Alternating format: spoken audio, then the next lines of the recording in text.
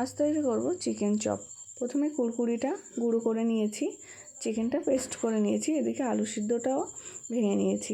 তেল দিয়ে তেলের মধ্যে পেঁয়াজ, কাঁচা লঙ্কা, আদা রসুন পেস্ট, লবণ হলুদ দিয়ে একটু কষিয়ে নিয়ে দিয়ে দিলাম চিকেন। তারপরে দিয়ে দিলাম সিদ্ধ আলু। ভালো করে কষিয়ে নিয়ে জিরার গুঁড়ো, গোলমরিচ গুঁড়ো, গরম মশলা এবং লঙ্কার গুঁড়ো দিয়ে ভালো করে একটু নাড়িয়ে চেড়ে মিক্সড করে নিলাম।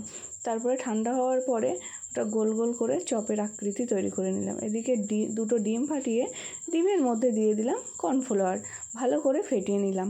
তারপরে দিয়ে দিলাম কড়াইয়ের মধ্যে আবারও সরিষার তেল।